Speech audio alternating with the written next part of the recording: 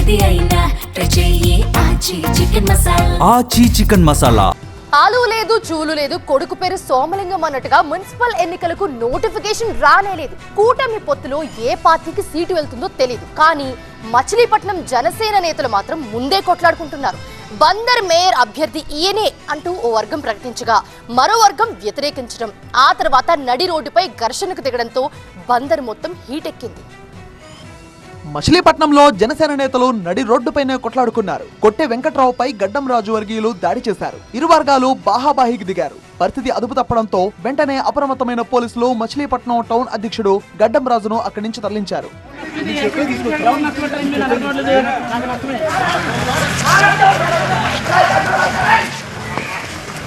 శుక్రవారం నుంచే జనసేన నేతల మధ్య మేయర్ విషయంపై గొడవ జరుగుతోంది. పవన్ కళ్యాణ్ పుట్టినరోజు వేడుకలపై చర్చించేందుకు ఏర్పాటు చేసిన సమావేశంలో మేయర్ అభ్యర్థిపై ఏకగ్రీవ తీర్మానం చేసినట్టుగా ఓ వర్గం ప్రకటించడంతో కొట్టె వెంకట్రావు అభ్యంతరం తెలిపారు. మేయర్ అభ్యర్థిగా బండి రామకృష్ణ పేరు ఎలా ప్రతిపాదిస్తారని ప్రశ్నించారు. కొంతమంది సంతకాలు చేసినంత మాత్రాన పార్టీ ఏకగ్రీవ నిర్ణయం ఎలా అవుతుందని నిలదీశారు. బండి రామకృష్ణపై కొన్ని ఆరోపణలు కూడా చేశారు కొట్టె వెంకట్రావు. ఆయన జిల్లా అధ్యక్షుడిని ఏ రోజున అసలు ఏ విషయాన్ని పిలవడం, జిల్లా అధ్యక్షుడిని గౌరవించడం కూడా తెలియదు.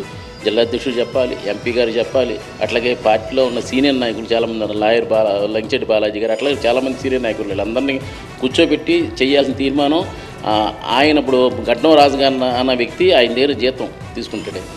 ఆయన పట్టణ అధ్యక్షుడికి పెట్టుకుని ఊరినే పట్టణ అధ్యక్షుడు అంటే 2 సంవత్సరాలకు ఒకసారి 3 సంవత్సరాలు మారుతూ ఉంటారు. 10 ఏళ్ళ నుంచి ఆయనే పట్టణ అధ్యక్షుడు. కొట్టె వెంకట్రావు తీరుపై ఆగ్రహంతో ఉన్న రాజు వర్గం ఓ ప్రైవేట్ కార్యక్రమంలో ఎదురుపడడంతో వెంటనే దాడి చేసింది. మచిలీపట్నం మేయర్ సీట్ ఏ పార్టీకి ఇవ్వాలనే దానిపై కూటమి నిర్ణయం తీసుకోవాల్సి ఉంటుంది. ఆ తర్వాత అభ్యర్థి ఎవరనేది సదరు పార్టీ డిసైడ్ చేయాల్సి ఉంటుంది. ఈ అంశంలో మిగిలిన 2 పార్టీలను కూడా సమన్వయం చేసుకోవాల్సి ఉంటుంది. ఇదేమీ లేకుండానే జనసేన నేతలు 2 వర్గాలుగా విడిపోయి రోడ్డు మీద కొట్లాడుకోవడాన్ని పార్టీ నిశ్చితంగా పరిశీలిస్తోంది.